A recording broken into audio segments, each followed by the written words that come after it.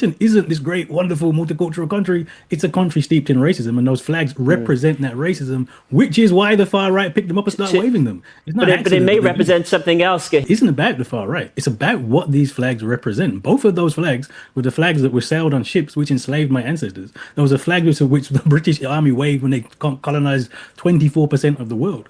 And waving those flags around is But that's an argument. That's an argument about. Imagine any other country having a national debate over flying its national flag. National hysteria over its flag going up all over the place. It's madness. What did they think was going to happen when the British people have been consistently told by the liberal elite they must hate their own country and flag while seeing every other flag promoted? Obviously, there was going to be a reaction. Professor Kehinde Andrews absolutely hates this country and wants to see our civilization torn down. He's openly admitted he wants a revolution. Now he's upset there is a revolution underway, but not the one he intended. Apparently, the English flag represents the oppression of his ancestors, as it was flown on slave ships. That was 300 years ago.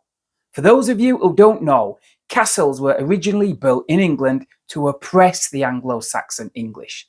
The Norman invaders built them after 1066 as bases to rule over the English population. But that was 1,000 years ago. Today, they are celebrated as part of English history. Nobody today is oppressed by a castle, just like nobody today is oppressed by a slave ship with an England flag flying from it. He's using selective history to make us feel guilty. He then said the English flag made people like him, black people, feel unwelcome as it was a symbol of white supremacy. I get that might be the case in working class pubs back in the 80s and 90s, but this is 2025. Plus, all our historic market towns have English flags atop the village church, and they are the least intimidating places on earth. At the end of the day, he wants all these England flags removed in England, yet he's totally fine with pride flags, Palestine flags, and every other flag. We all know his agenda, and he should just be ignored. Take a watch. Further, our Professor John Denham, a former Labour minister who is now director of the Centre for English Identity and Politics at the University of Southampton, and Kehinde Andrews, a professor of Black Studies at Birmingham City University. John Denham, do you support people putting these flags up?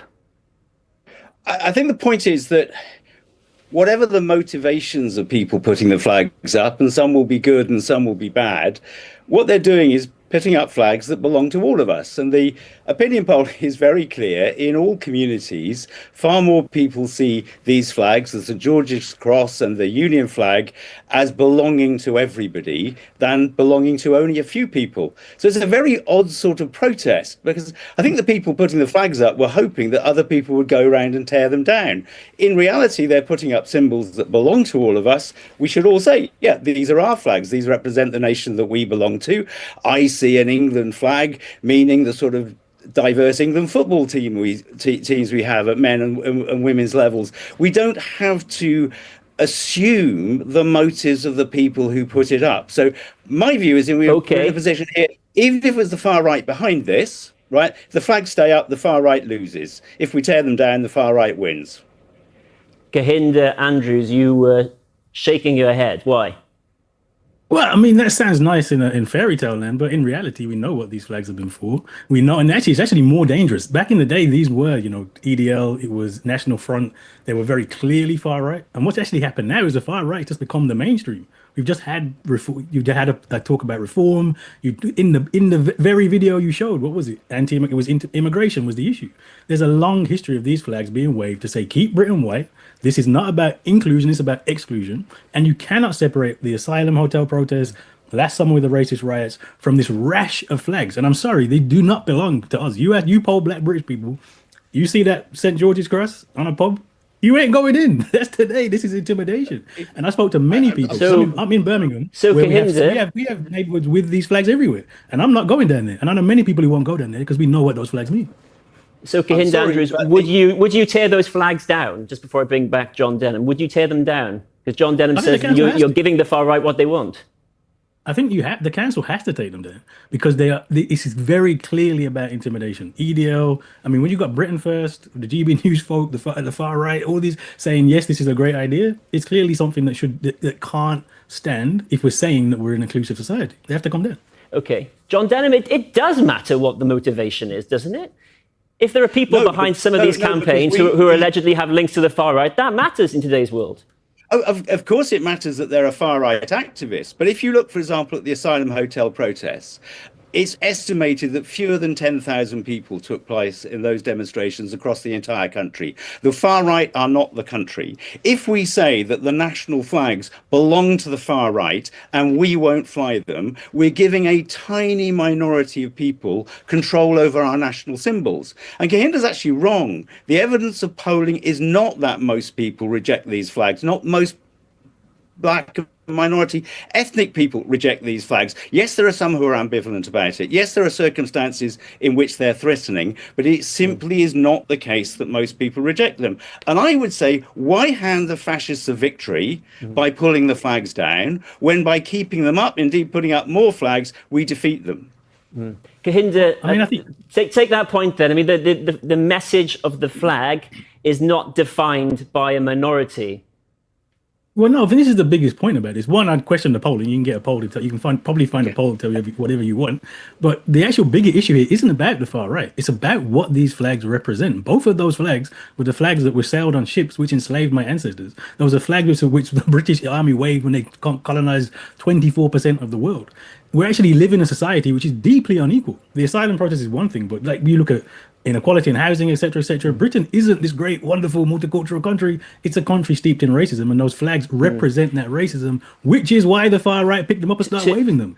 But it may represent something else, Kahinder, to an awful lot of people. I mean, England is a big country, and there's a lot of people who wouldn't see the flag in that way, surely.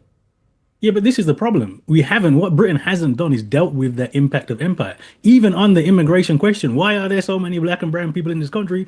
We are here because you were there. Like, I'm only in this country because somebody literally enslaved my family and colonized them in the Caribbean. And we haven't actually dealt with this issue and said, how do we have a broad, inclusive Britain? Okay. And waving those flags around is... But that's an argument. That's an argument about how we tell our history, how we tell the bits of the history which we've suppressed for ages. It's not an argument about the flag. If we put ourselves in a position where the only people who are allowed to fly the flag are the far right, because everybody else says we won't want to go with it, two things will happen. One is most people lose their flag. Secondly, the far right will turn around to the great majority of people who are proud and patriotic and enjoy the flags, and they will say, there you are then. There you are. But John Denham, who speak for you, the people. Yeah. Does it not matter how this happened, the context in which this happened? This didn't come out of nowhere. It came out of the asylum protest in which people were wrapping themselves in the flag. Absolutely. And what we're involved in at the moment is a fundamental debate about the nature of the nation that we belong to, and whether we are a nation that is welcoming and inclusive and accepts diversity, and those flags represent those values. So yes, don't underestimate the importance of this moment. This is a moment where we're deciding where we want to go as a nation, but actually rejecting our national flags and saying they stand for racism and fascism is a way of losing that argument for the vast majority of people in this country. And so these political choices couldn't be more important.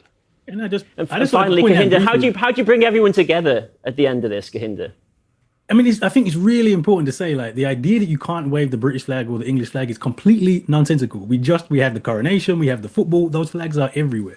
We are talking about a very specific use of the flags, which has a long history in this country of being racist and exclusionary, and that is clearly what's happening today. And so if you're honestly saying we want to have a debate about Britishness and moving forward, you have to understand what is happening with these flags. And it is clearly problematic and clearly needs to be stopped. That will then give you the opportunity to have a conversation. But this is about intimidation. And to think it is not is to ignore all the history of racism in this country.